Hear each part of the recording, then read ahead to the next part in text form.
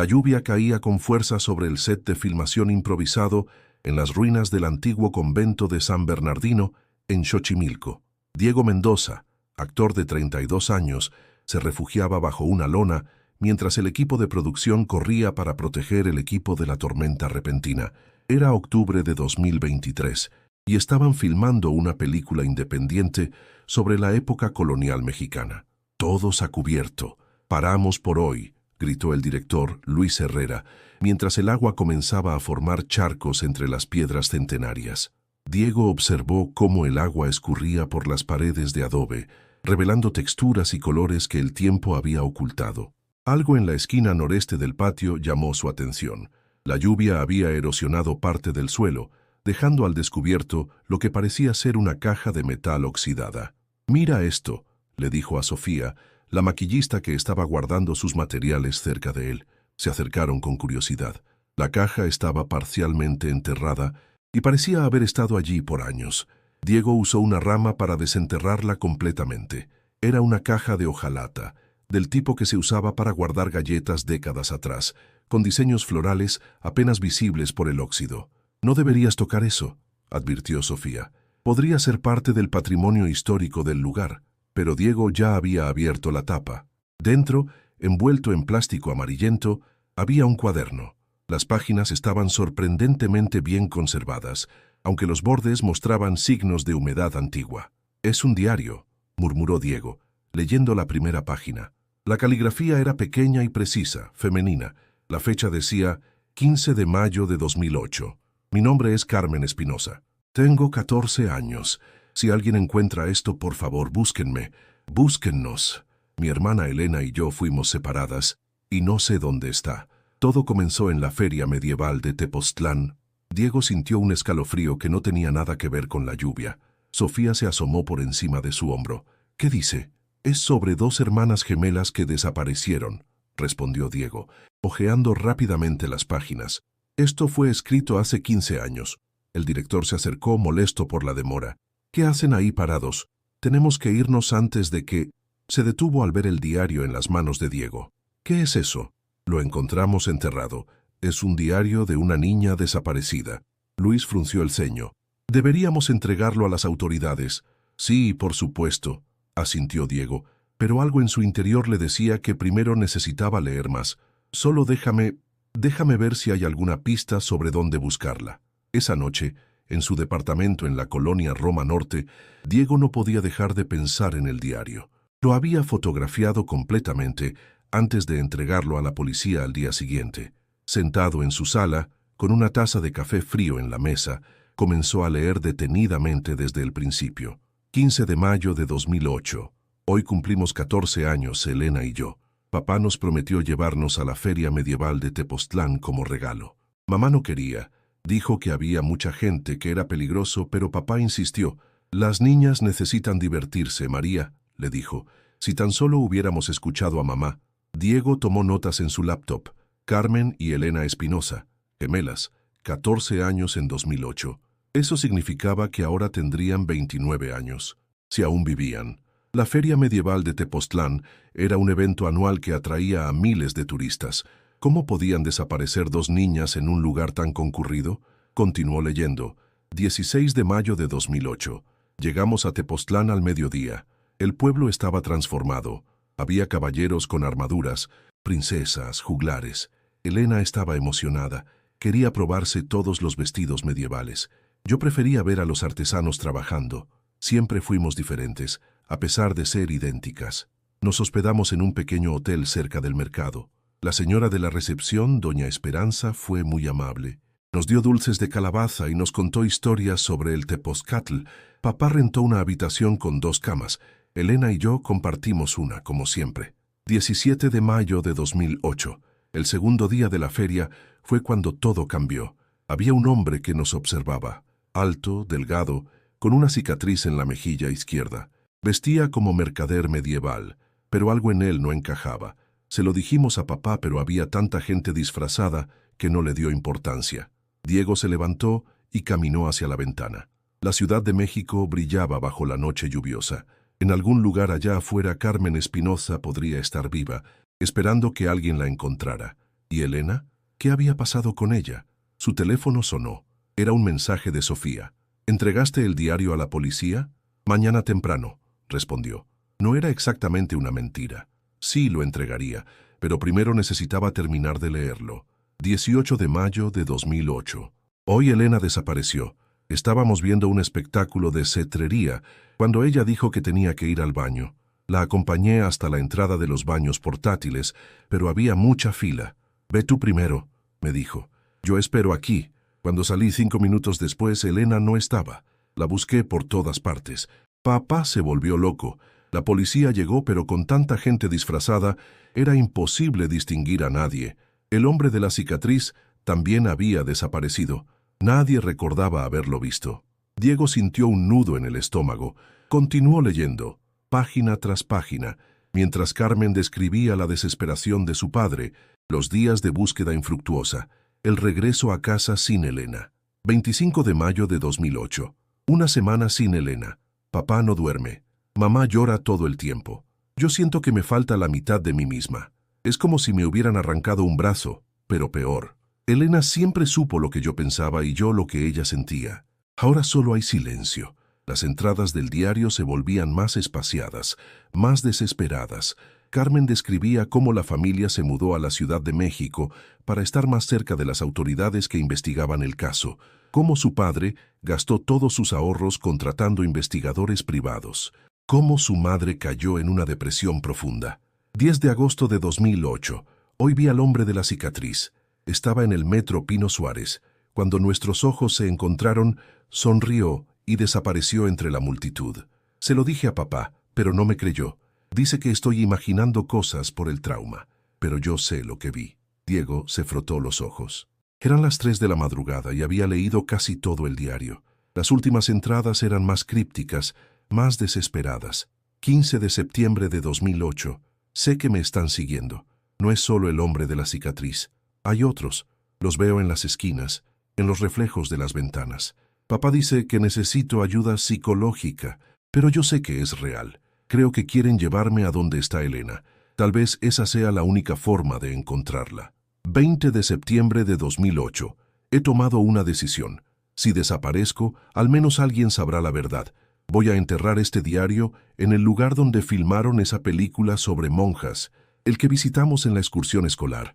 Si alguien lo encuentra, por favor busquen en la casa abandonada de la calle Morelos 47, en Xochimilco.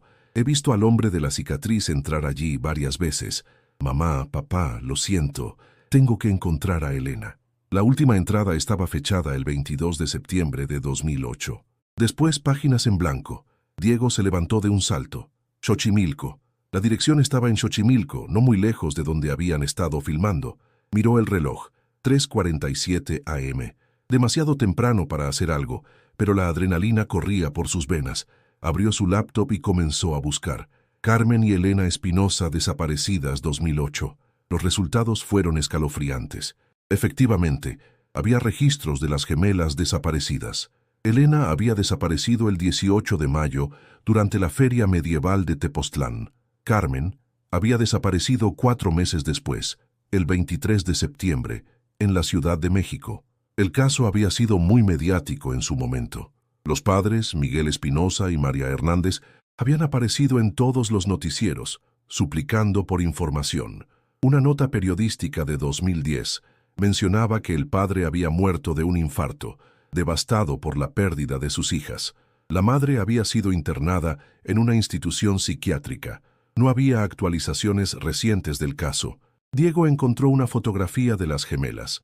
Eran idénticas como había escrito Carmen, con cabello negro largo, ojos grandes y expresivos, sonrisas tímidas. En la foto, tomada pocos días antes de la desaparición de Elena, vestían playeras iguales pero de diferentes colores. Elena en azul, Carmen en verde.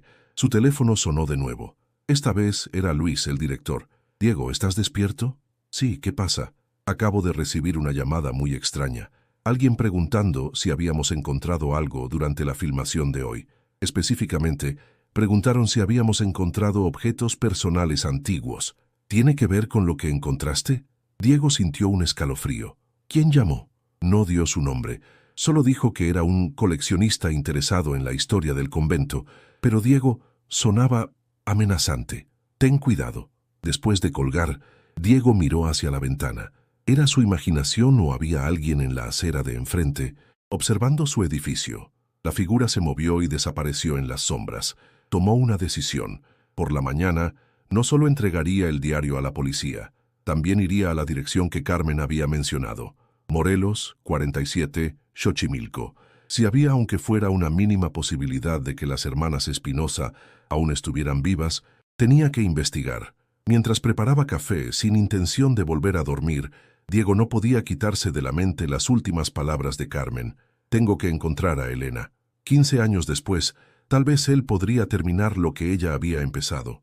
La lluvia había cesado, pero el cielo seguía encapotado. En algún lugar de la ciudad, alguien más sabía sobre el diario, y Diego tenía la inquietante sensación de que encontrarlo no había sido casualidad. Miró nuevamente la fotografía de las gemelas en su laptop. 2 niñas que deberían estar viviendo sus vidas, tal vez con familias propias.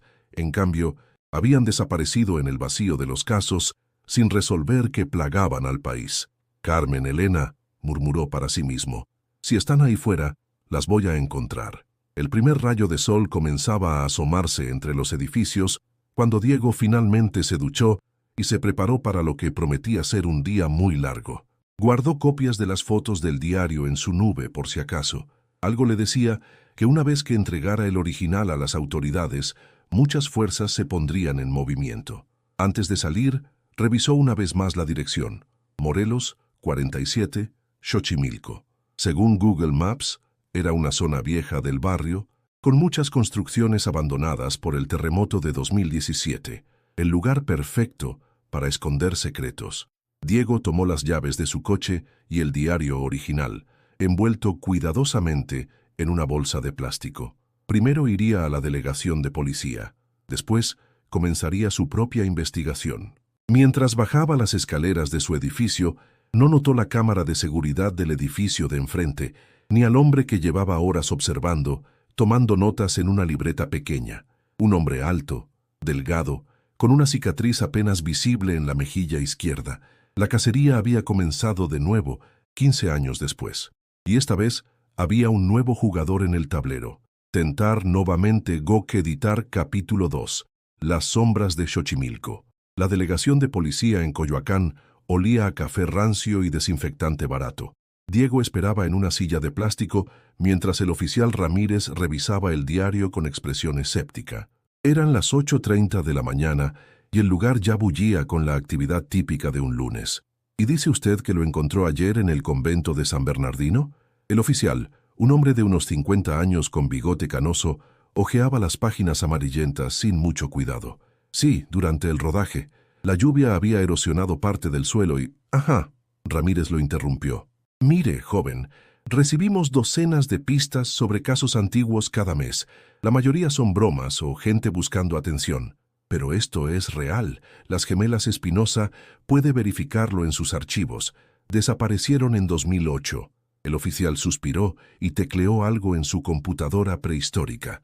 Sus ojos se abrieron ligeramente. «Sí, aquí está. Elena Espinosa Hernández, desaparecida el 18 de mayo de 2008. Carmen Espinosa Hernández, desaparecida el 23 de septiembre del mismo año». Miró a Diego con renovado interés. «¿Y dice que este diario es de Carmen?» «Sí. Menciona una dirección en Xochimilco donde podría haber pistas». Ramírez se reclinó en su silla, que chirrió bajo su peso. «Ese caso fue transferido a la Fiscalía Especializada hace años. Tendré que contactarlos». Tomó una bolsa de evidencia y metió el diario. «Le voy a dar un número de reporte. Si necesitamos más información, lo contactaremos». «¿Eso es todo? ¿No van a investigar la dirección?» «Todo a su tiempo.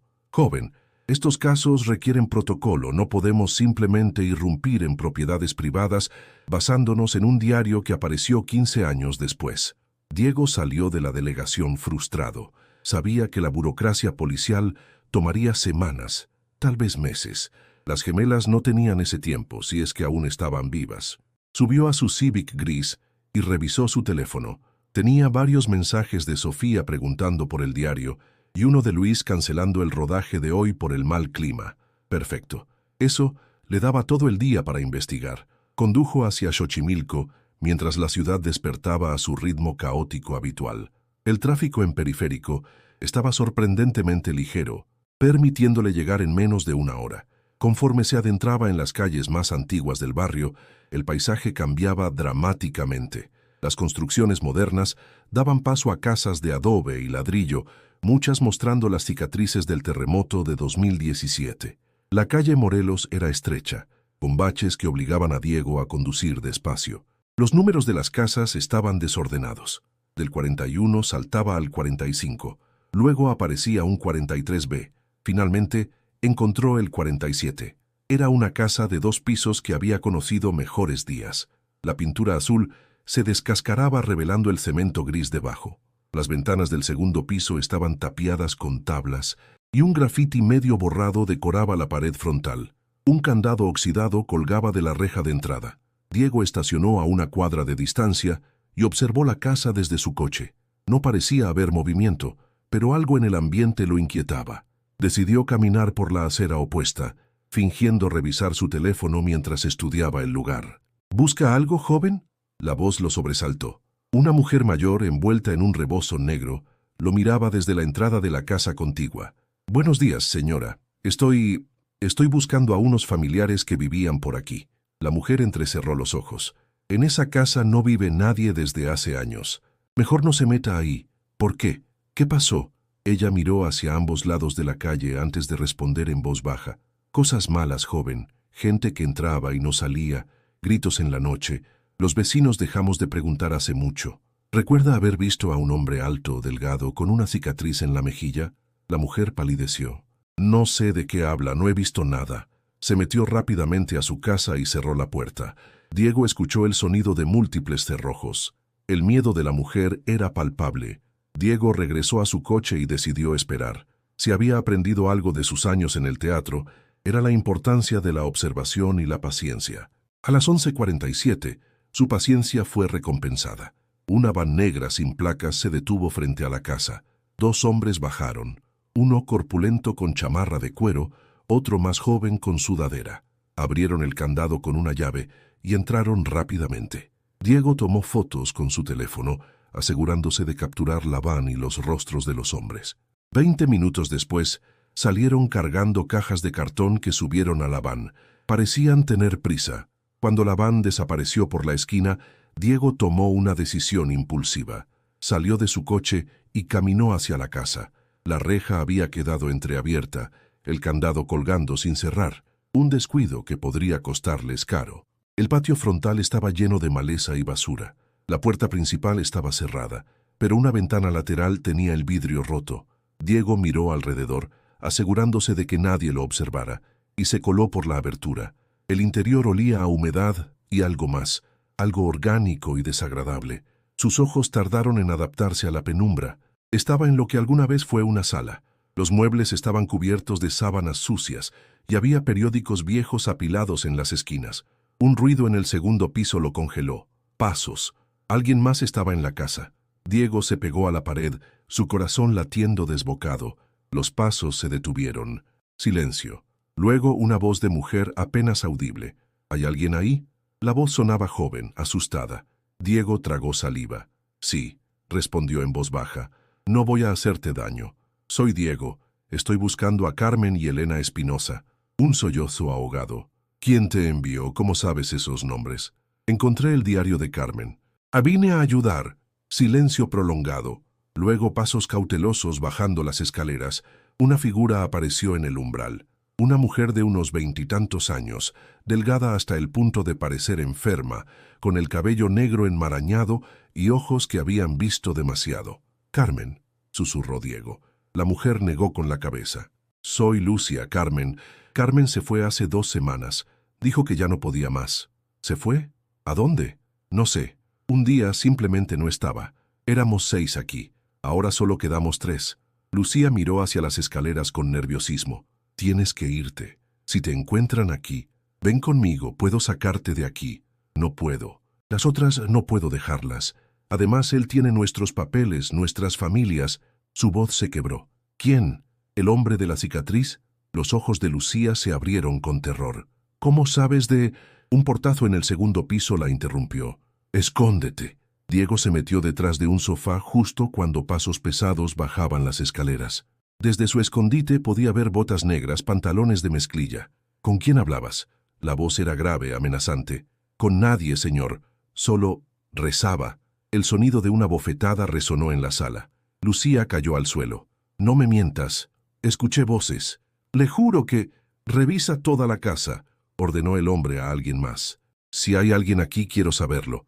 Diego contuvo la respiración mientras escuchaba pasos recorriendo el primer piso. Se acercaban a su escondite. En segundos lo descubrirían. Un teléfono sonó. El hombre de las botas atendió. «¿Qué? ¿Ahora? Pero si acabamos de...» «Está bien, vamos para allá». Colgó con irritación. «Vámonos. El jefe quiere vernos, tú», señaló a Lucía. «Arriba. Y ni se te ocurra hacer algo estúpido». Los pasos se alejaron. Diego esperó hasta escuchar la van alejarse antes de salir de su escondite. Lucía seguía en el suelo, con sangre en la comisura de los labios. «Déjame ayudarte». «Vete», susurró ella. «Por favor, solo empeorarás las cosas. Al menos dime sobre Carmen. ¿Está viva?» Lucía lo miró con ojos llenos de lágrimas. Carmen escapó. Después de todos estos años, finalmente lo logró. Pero Elena se cubrió la boca con la mano. «¿Qué pasó con Elena?»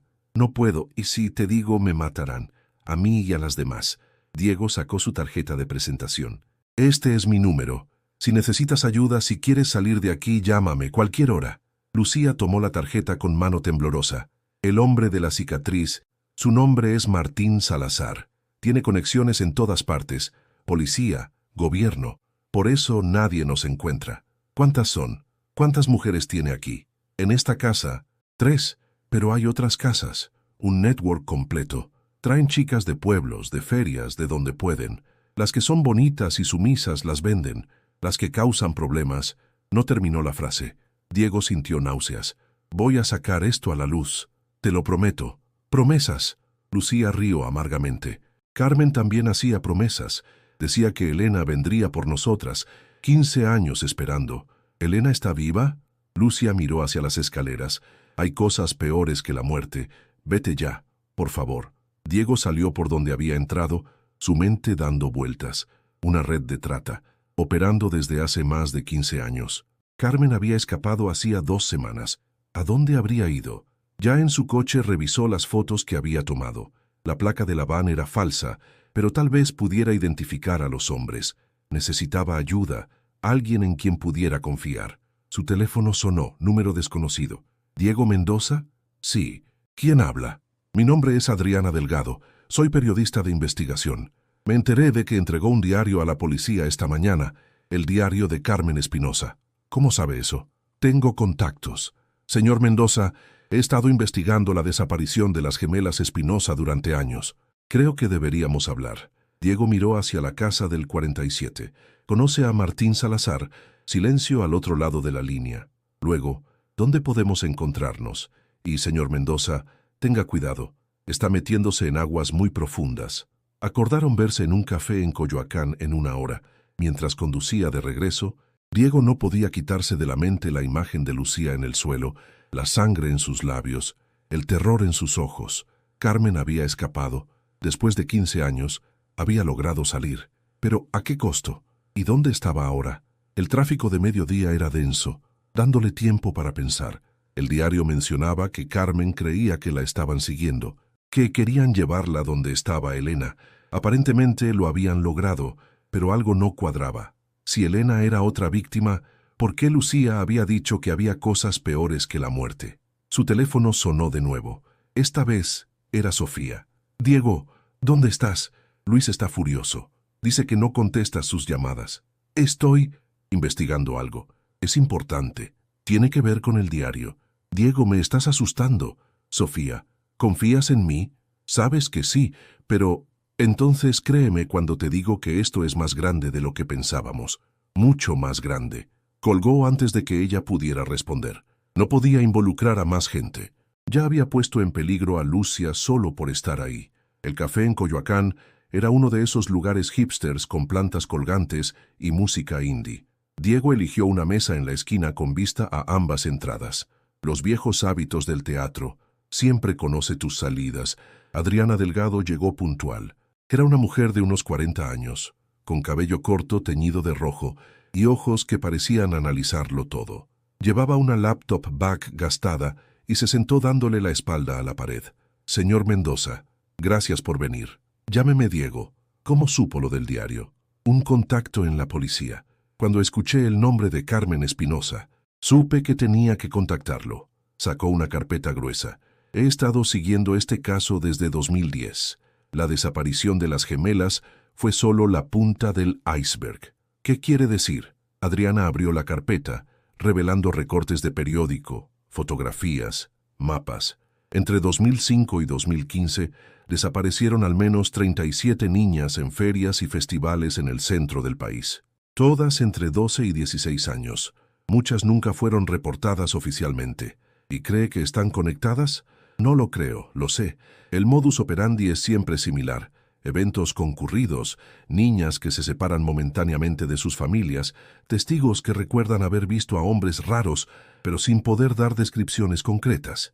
Diego le contó sobre su visita a la casa en Xochimilco, sobre Lucia, sobre Martín Salazar.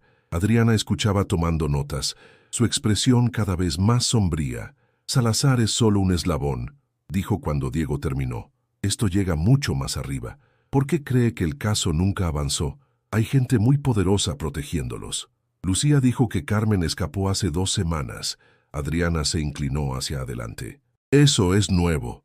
Si Carmen está libre y viva, es la primera testigo real que tendríamos. Necesitamos encontrarla antes que ellos. ¿Cómo?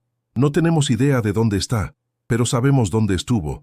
Y si conozco algo sobre víctimas de trata que logran escapar, es que buscan 2 cosas: ayuda y venganza. Carmen era inteligente. Lo demostró con el diario. No desaparecería sin dejar pistas. El mesero se acercó. Ordenaron café sin prestar mucha atención. Cuando se alejó, Adriana continuó. Hay algo más. En 2018 apareció un cuerpo en un terreno baldío en Tlalpan. Mujer joven, sin identificación. La policía lo archivó como otra víctima de feminicidio. Pero yo conseguí las fotos forenses. Sacó una fotografía y la deslizó hacia Diego. Mire el tobillo. Diego estudió la imagen, tratando de no enfocarse en los detalles más perturbadores. En el tobillo derecho del cadáver había un tatuaje pequeño, las letras EE entrelazadas. Elena Espinosa, murmuró. Es posible. Nunca pude confirmarlo porque el cuerpo fue cremado rápidamente, demasiado rápidamente. Pero si es ella. Lucía dijo que había cosas peores que la muerte. ¿Qué pudo haberle pasado? Adriana guardó la fotografía. Hay rumores, fiestas privadas, clientes especiales. Las gemelas eran idénticas. Eso las hacía valiosas. Tal vez Elena no soportó lo que le hicieron, o tal vez se volvió un problema y la eliminaron. ¿Y Carmen? Si estuvo cautiva 15 años y vio lo que le pasó a su hermana, tiene motivos más que suficientes para querer justicia o venganza. El café llegó, ninguno lo tocó. ¿Qué hacemos ahora?, preguntó Diego. Usted va a seguir con su vida normal. Vaya a trabajar, actúe como si nada. Yo voy a investigar más sobre Salazar y sus conexiones. Nos mantenemos en contacto, pero discretamente. Y Diego, tenga mucho cuidado. Si saben que encontró el diario, ya lo están vigilando. Salieron del café por separado. Diego condujo de vuelta a su departamento, revisando constantemente el espejo retrovisor. Cada coche negro le parecía sospechoso, cada mirada un potencial vigilante. En su departamento encontró un sobre bajo la puerta, sin remitente. Dentro, una sola hoja con un mensaje escrito a máquina. Deje de buscar o terminará como ellas. Esta es su única advertencia. Diego guardó la nota. En lugar de asustarlo, lo llenó de determinación. Carmen había sobrevivido 15 años de cautiverio. Elena había muerto posiblemente tratando de escapar. Lucía y otras seguían atrapadas en esa casa del horror. No podía detenerse ahora. Esa noche, mientras revisaba las notas que había tomado del diario, un detalle llamó su atención. Carmen había mencionado que en la excursión escolar al convento de San Bernardino, la maestra les había contado sobre los túneles secretos que usaban las monjas durante la época colonial, túneles que conectaban con otras construcciones religiosas de la zona. ¿Sería posible que Carmen hubiera elegido ese lugar específicamente, no solo para esconder el diario, sino como un mensaje? Mañana volvería al convento. Esta vez, buscaría más que objetos enterrados. Buscaría los secretos que Carmen había dejado atrás, las pistas que solo su hermana gemela podría entender. Porque si algo había aprendido hoy, era que Carmen Espinosa era mucho más que una víctima. Era una sobreviviente con un plan. Y Diego estaba decidido a ayudarla a completarlo, costara lo que costara. Mientras la ciudad dormía, en algún lugar de México, Carmen Espinosa también miraba las estrellas, esperando. 15 años de espera estaban por terminar, de una forma u otra. Tentar nuevamente, Goque-Editar capítulo 3, Los túneles del silencio. El convento de San Bernardino lucía diferente bajo el sol de la mañana. Sin la lluvia y el caos del rodaje, Diego podía apreciar mejor la arquitectura colonial, las paredes de piedra volcánica que habían resistido siglos. Había llegado temprano, antes de que los turistas comenzaran su peregrinaje diario. El vigilante, don Roberto, lo reconoció del rodaje. ¿De vuelta tan pronto, joven? Olvidé tomar algunas referencias para el vestuario, mintió Diego, mostrando su credencial de la producción. ¿Puedo pasar un momento? Don Roberto lo dejó entrar sin problemas. Diego caminó directamente al patio donde habían encontrado el diario, pero esta vez su interés estaba en otro lugar. Recordaba las palabras de Carmen sobre los túneles. Si existían, tendrían que tener una entrada en alguna parte. Pasó una hora examinando paredes, buscando irregularidades, piedras sueltas, cualquier cosa que pudiera indicar un acceso oculto. Estaba a punto de rendirse cuando notó algo peculiar en la capilla lateral. Una losa en el piso, que parecía ligeramente hundida comparada con las demás. Se arrodilló y pasó los dedos por los bordes.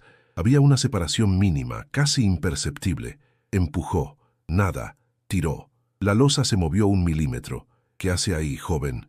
Diego casi salta del susto. Don Roberto lo observaba con curiosidad. Esta losa parece suelta. Podría ser peligroso para los turistas. El vigilante se acercó cojeando ligeramente. Ah, esa. Sí, lleva así años. Dicen que abajo hay túneles, pero está sellado desde que yo trabajo aquí, y eso ya son 20 años. ¿Túneles? Sí, de la época colonial. Las monjas los usaban para moverse entre conventos sin salir a la calle, pero los sellaron en los años 80 después de que unos niños se perdieron ahí abajo. Diego sintió un escalofrío de emoción. ¿Y nadie los ha abierto desde entonces? ¿Para qué? Son peligrosos. Además necesitarías permiso de Lina, y esos nunca dan permisos para nada. Don Roberto lo miró con suspicacia. ¿Por qué tanto interés? Curiosidad histórica. Soy actor, me gusta meterme en el personaje. El vigilante pareció aceptar la explicación. Bueno, no se quede mucho tiempo. A las 10 llegan los grupos de turistas. Cuando don Roberto se alejó, Diego tomó fotos de la losa y sus alrededores. Si Carmen había estado aquí en una excursión escolar, habría escuchado la misma historia sobre los túneles. Un lugar perfecto para esconder algo. O alguien. Su teléfono vibró. Mensaje de Adriana. Encontré algo. Café de ayer, 2 p.m. Venga solo. Diego pasó el resto de la mañana en su departamento, investigando sobre los túneles coloniales de Xochimilco. Encontró referencias históricas, leyendas urbanas, incluso un mapa parcial en un blog de exploración urbana. Los túneles formaban una red compleja que conectaba iglesias, conventos y casas importantes de la época. A las 2 p.m. en punto, estaba en el café. Adriana ya lo esperaba, pero esta vez no estaba sola. Un hombre de unos 60 años, con barba gris y lentes gruesos, la acompañaba. Diego, él es el doctor Mauricio Sánchez. Fue psiquiatra en el Hospital Psiquiátrico Fray Bernardino, hasta que lo cerraron. El doctor extendió la mano. Mucho gusto. Adriana me ha contado sobre su hallazgo. ¿Qué tiene que ver un psiquiatra con esto?, preguntó Diego. Más de lo que imagina, respondió el doctor. Verá, traté a María Hernández, la madre de las gemelas después de la desaparición de sus hijas. Diego se inclinó hacia adelante. ¿Está viva? Sí, aunque su estado mental es frágil. Después de la muerte de su esposo, cayó en una psicosis severa. Insistía en que sus hijas la visitaban en sueños, que Elena le hablaba desde el más allá. Típico en casos de duelo extremo, comentó Adriana. Eso pensé al principio, continuó el doctor, pero había detalles en sus delirios que me inquietaban. Hablaba de lugares específicos, describía personas con tal precisión que parecía haberlas visto recientemente, especialmente a un hombre con una cicatriz. Martín Salazar. murmuró Diego. María insistía en que ese hombre venía a visitarla al hospital, que le traía mensajes de sus hijas. El personal lo tomó como parte de su delirio, pero yo revisé los registros de visitas. El doctor sacó una carpeta. Efectivamente, un tal Martín Suárez la visitó varias veces entre 2010 y 2012. ¿Por qué visitaría a la madre de sus víctimas?, preguntó Adriana. Control, respondió el doctor. Sádico placer de ver el dolor que causó. O tal vez, vaciló, tal vez qué. María decía que él le prometía reunirla con sus hijas si ella se portaba bien, si no hablaba con la policía, si no hacía escándalo. La mantenía esperanzada y callada al mismo tiempo. Diego sintió náuseas. ¿Dónde está María ahora? En una residencia privada en Tlalpan. Sus hermanas pagan los cuidados, pero hay algo más. El doctor bajó la voz. La semana pasada María tuvo un episodio. Gritaba que Carmen había vuelto, que la había visitado. El personal lo atribuyó a un brote psicótico, pero... ¿Pero? Las cámaras de seguridad muestran a una mujer joven visitándola ese día. Una mujer que firmó el registro como Esperanza Ruiz, pero cuya descripción coincide con lo que sería Carmen Espinosa hoy. El corazón de Diego se aceleró. Carmen había visitado a su madre. Estaba viva. Estaba en la ciudad. Necesito hablar con María, dijo Diego. El doctor negó con la cabeza. Es muy arriesgado. Si Salazar aún la vigila, entonces seremos cuidadosos, intervino Adriana. Doctor, ¿podría conseguirnos una visita no oficial? Sánchez lo pensó. Tengo una colega que trabaja ahí. Podría arreglar algo, pero tendrían que ser muy discretos. Acordaron los detalles. La visita sería al día siguiente, durante el cambio de turno cuando había menos vigilancia. Diego y Adriana irían como voluntarios de una organización religiosa. Esa noche, Diego no podía dormir. Daba vueltas en la cama pensando en Carmen, en Elena, en todas las chicas que habían desaparecido. A las 3 a.m. su teléfono sonó. Número privado. Número numérico. ¿Diego Mendoza? La voz era femenina, joven, asustada. Sí, ¿quién habla? Soy Lucía, la chica de la casa. Necesito su ayuda. Diego se sentó de golpe. ¿Qué pasó? ¿Estás bien? Van a mover a todas mañana. Escuché a los guardias. Después de su visita, decidieron que el lugar está comprometido. Su voz se quebró. Si nos mueven, nunca nos encontrarán. ¿A dónde las llevan? No sé. Solo sé que será mañana en la noche. Por favor, tiene que hacer algo. Llamaré a la policía.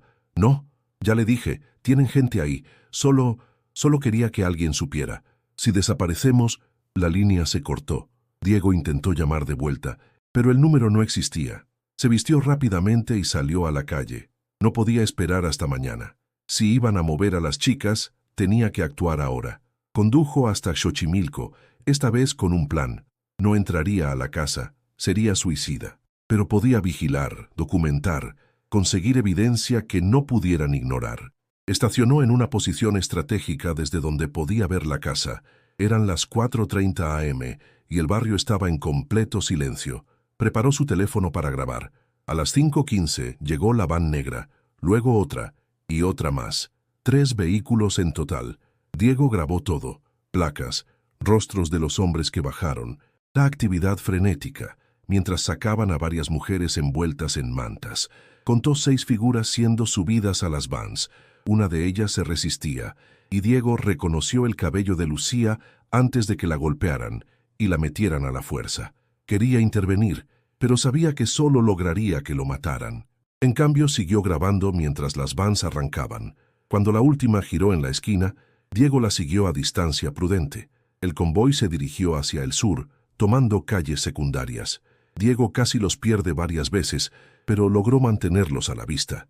Después de 40 minutos, las vans entraron a lo que parecía ser una bodega abandonada en la zona industrial de Tláhuac. Diego estacionó a 2 cuadras y se acercó a pie. El lugar parecía desierto, pero podía ver luz filtrándose por las ventanas altas. Tomó más fotos, grabó la ubicación en su GPS. Estaba a punto de acercarse más cuando una mano se posó en su hombro. No se mueva. Diego se congeló. La voz era grave, amenazante. Voltéese lentamente. Diego obedeció, esperando encontrarse con uno de los matones de Salazar. En cambio, vio a una mujer de unos 30 años, vestida de negro, con un rostro que le resultaba inquietantemente familiar. «¿Diego Mendoza? ¿Quién es usted?» La mujer lo estudió por un momento. Luego, en voz apenas audible, «Soy Carmen, Carmen Espinosa». Diego casi se desmaya. Ahí, frente a él, estaba la niña del diario, convertida en mujer. Los mismos ojos de la fotografía, pero endurecidos por años de sufrimiento. «Carmen, Dios mío, eres tú». «Shh». Ella miró hacia la bodega. «No tenemos mucho tiempo. Los están reuniendo a todos. Van a hacer una entrega grande esta noche». ¿Entrega? Compradores internacionales. Viene gente de varios países. Es su evento anual. Su voz estaba cargada de odio contenido. Por eso me escapé cuando lo hice. Sabía que esto pasaría. Tenemos que llamar a las autoridades. Carmen rió amargamente. Las autoridades. La mitad de los compradores son autoridades. No, tengo un plan diferente. ¿Qué plan? Ella sacó algo de su mochila. Un USB. 15 años recopilando información. Nombres, fechas, videos, grabaciones. Todo está aquí. Pero necesito que alguien de afuera lo publique. Alguien limpio, sin conexiones con ellos.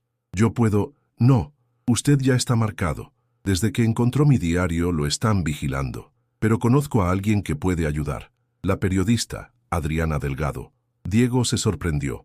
¿La conoces? He seguido su trabajo por años. Es la única que nunca dejó de buscar la verdad. Carmen le entregó el USB. Déselo a ella. Dígale que publique todo simultáneamente. Periódicos, redes sociales, medios internacionales, que sea imposible de ocultar. ¿Y tú qué harás? Carmen miró hacia la bodega con una expresión que heló la sangre de Diego. Voy a entrar. ¿Estás loca? Te matarán. No si no me reconocen. He cambiado mucho en 2 semanas de libertad. Además, sacó una peluca rubia y lentes de su mochila. Aprendí algunos trucos. No puedes entrar sola. No voy a entrar sola. Carmen señaló hacia las sombras. 3 figuras emergieron, mujeres jóvenes, con la misma mirada dura. Estas son mis hermanas. No de sangre, pero hermanas al fin. Rosa, Patricia, Jimena, todas escapamos juntas. ¿Qué planean hacer? Documentar. Tenemos cámaras ocultas, micrófonos. Vamos a grabar todo. Compradores, vendedores, las subastas. Evidencia irrefutable. Es un suicidio. Tal vez, pero prefiero morir intentando salvar a las que quedan que vivir libre sabiendo que no hice nada. Carmen tocó el brazo de Diego. Váyase, entregue el USB, y si algo sale mal, ¿sí? Dígale a mi madre que la amo, que nunca dejé de pensar en ella, y que Elena está en paz ahora. Antes de que Diego pudiera responder, Carmen y las otras mujeres desaparecieron en la oscuridad, dirigiéndose hacia la bodega. Diego se quedó paralizado por un momento, el USB ardiendo en su mano. Luego la realidad lo golpeó. Tenía que moverse, rápido. Corrió a su coche y arrancó, su mente trabajando frenéticamente. Eran las 6:30 am. Adriana estaría dormida, pero esto no podía esperar. La llamó mientras conducía. Al cuarto timbrazo, contestó con voz somnolienta. «Diego, ¿qué hora es?» «Adriana, escúcheme, encontré a Carmen, está viva. Y tengo evidencia de todo, necesito verla ahora». El silencio al otro lado fue breve. Luego, con voz completamente alerta, «Mi departamento. Le mando la dirección. Venga directo. No pare en ningún lado». Mientras Diego navegaba por las calles vacías de la madrugada, no podía dejar de pensar en Carmen entrando a esa bodega. 15 años de cautiverio, y ahora arriesgaba su recién ganada libertad para salvar a otras. El USB en su bolsillo parecía pesar toneladas. Ahí estaba la verdad, que podría derrumbar una red de trata que había operado con impunidad por más de una década. Nombres que seguramente sacudirían los cimientos del poder en México. Y en algún lugar de esa bodega, 4 mujeres valientes estaban a punto de iniciar una operación que podría costarles la vida. Diego pisó el acelerador. El tiempo corría, y cada segundo contaba. La cacería que había comenzado con un diario enterrado estaba a punto de llegar a su clímax. Solo esperaba que no fuera demasiado tarde. Tentar nuevamente Gokō Editar 2 capítulo 4, La noche de la verdad. El departamento de Adriana en la Colonia del Valle era un caos organizado de archiveros, pizarrones con conexiones y fotografías, computadoras con múltiples pantallas. Parecía más un centro de operaciones que un hogar. Diego entró jadeando, el USB apretado en su mano. ¿Qué es exactamente lo que tiene? Adriana ya estaba en modo periodista, café en mano a pesar de ser las 7 am. Diego le contó todo, el encuentro con Carmen, la bodega, el plan de infiltración. Mientras hablaba, Conectó el USB a la computadora de Adriana. Decenas de carpetas aparecieron en la pantalla. «Santo Dios», murmuró Adriana mientras abría los archivos. Videos, fotografías, documentos escaneados, grabaciones de audio. Esto es dinamita pura.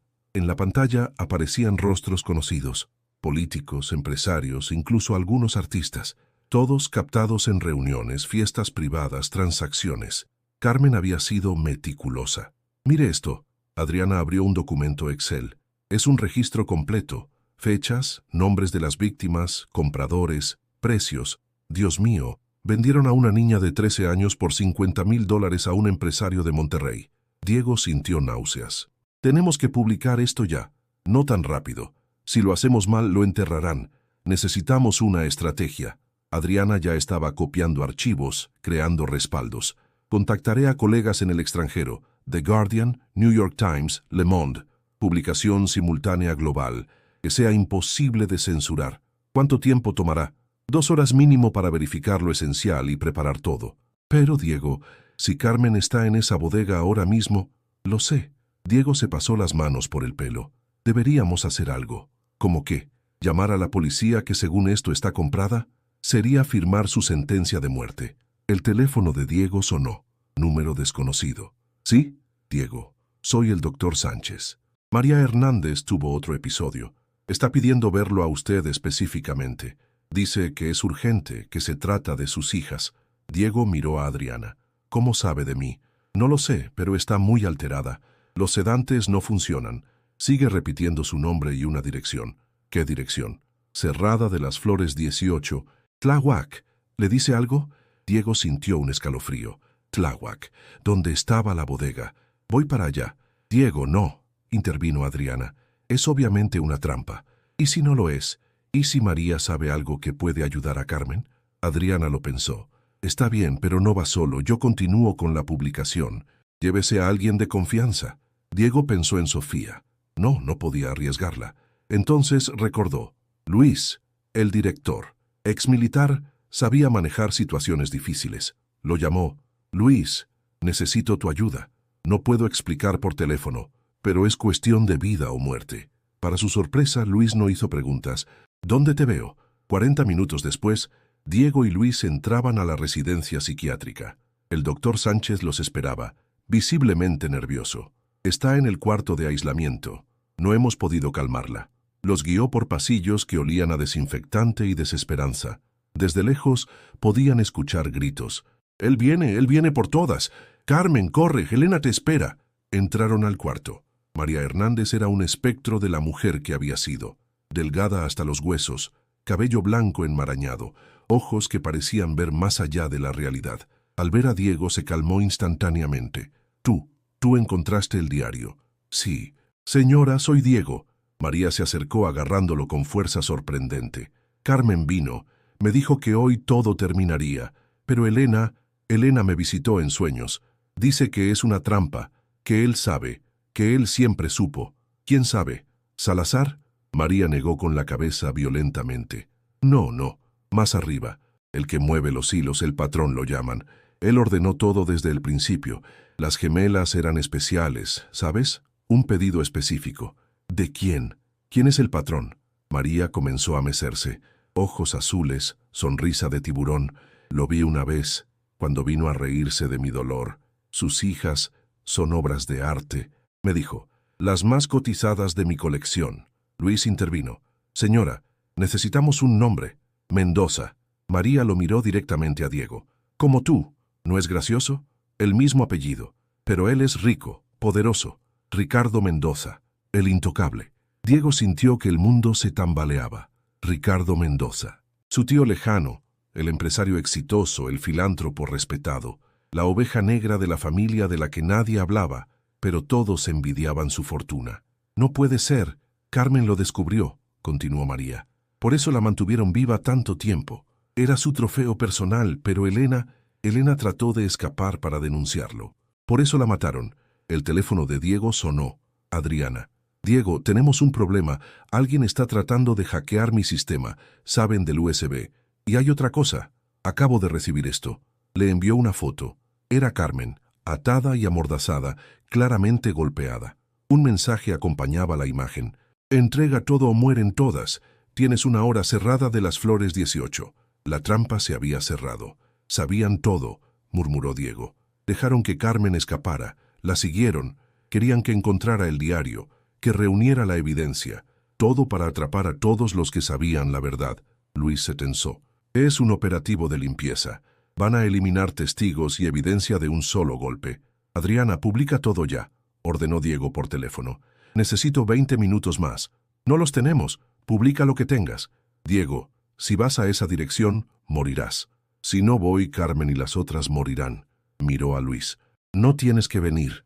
Luis sacó una pistola de su chamarra. Soy director de cine, pero antes fui marino.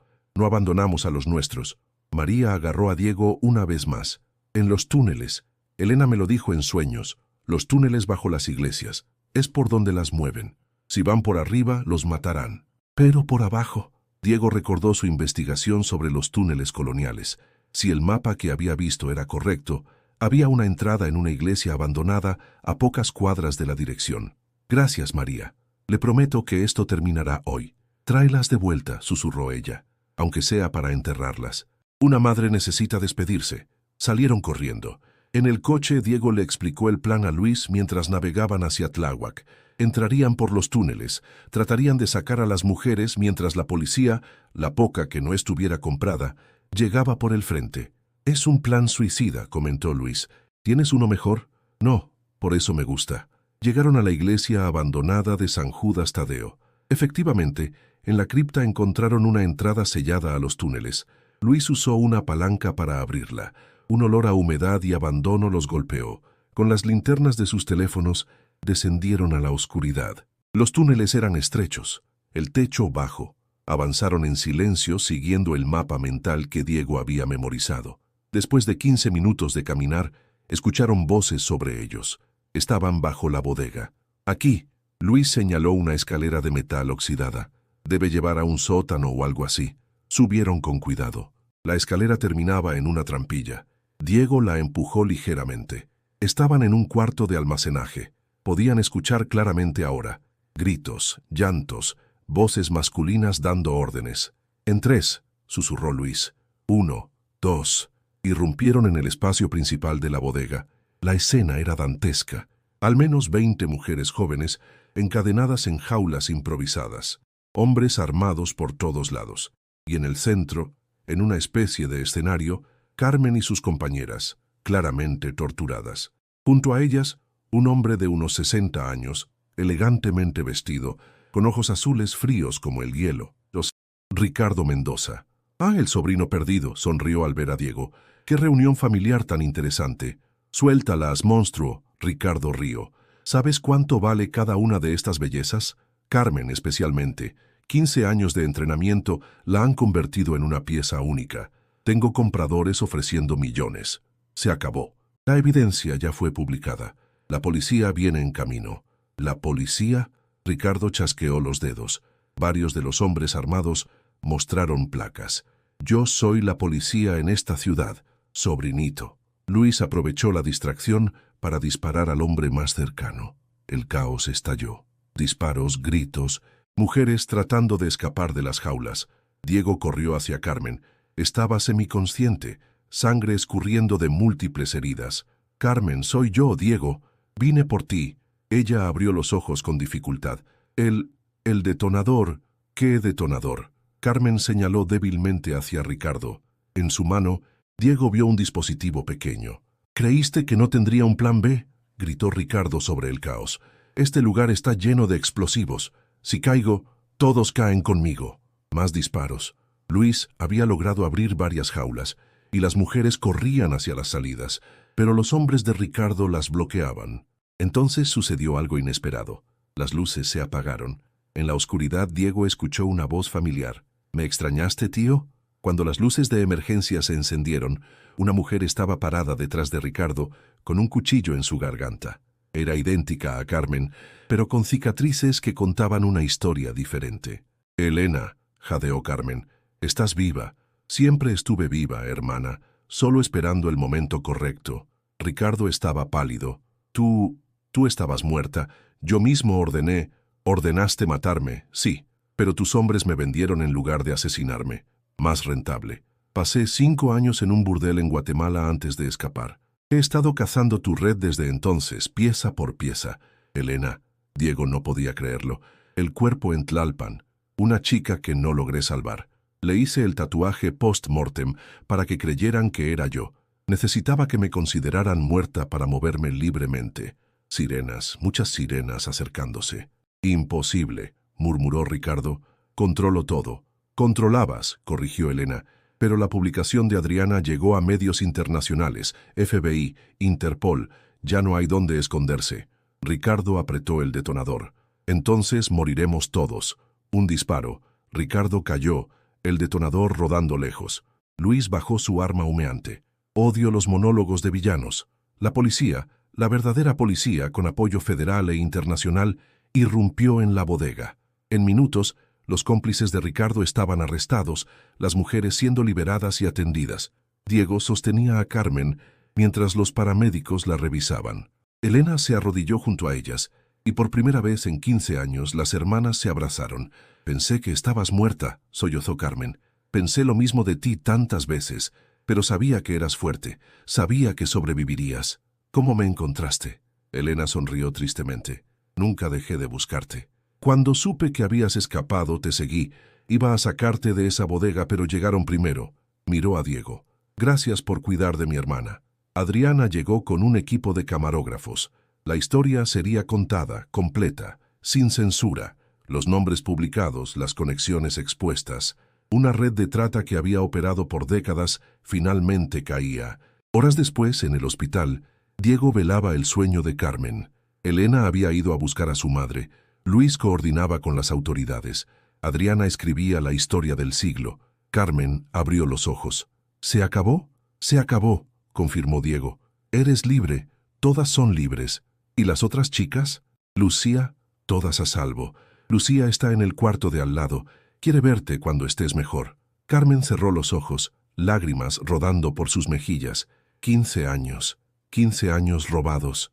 Pero sobreviviste y salvaste a muchas otras. No fui solo yo. Elena estuvo trabajando desde las sombras. Tú encontraste el diario. Adriana publicó la verdad. Fue un esfuerzo conjunto. La puerta se abrió. María Hernández entró, sostenida por Elena. Al ver a sus 2 hijas juntas, vivas, cayó de rodillas. Mis niñas, mis bebés. Diego salió discretamente mientras la familia se reunía. En el pasillo encontró a Sofía esperándolo. Luis me contó todo. ¿Estás bien? Ahora sí. Tu tío... No puedo creerlo. Hay mucho que no sabemos sobre las personas, incluso la familia. Diego la abrazó. Pero también hay gente buena, gente que lucha, que sobrevive, que nunca se rinde. Días después, Diego visitó el convento de San Bernardino una vez más. Esta vez no buscaba secretos enterrados, sino cerrar un ciclo. Colocó una placa pequeña donde había encontrado el diario, en memoria de todas las desaparecidas, que sus voces nunca sean silenciadas, que sus historias nunca sean olvidadas. Carmen y Elena lo acompañaban junto con su madre. Lucia y las otras mujeres rescatadas también estaban ahí. Era un momento de duelo, pero también de esperanza. ¿Qué harán ahora?, preguntó Diego a las hermanas. Sanar, respondió Carmen. Aprender a vivir de nuevo. Y seguir luchando, añadió Elena. Esto no termina con Ricardo. Hay más redes, más víctimas. Alguien tiene que buscarlas. Ya no están solas, dijo Adriana, uniéndose al grupo. Formamos una fundación. Búsqueda, rescate, rehabilitación. Con el apoyo internacional que conseguimos, podemos hacer una diferencia real. Mientras el sol se ponía sobre Xochimilco, iluminando las antiguas piedras del convento, Diego pensó en el extraño camino que lo había llevado hasta aquí. Un actor buscando autenticidad para un papel había terminado descubriendo una verdad que cambiaría muchas vidas.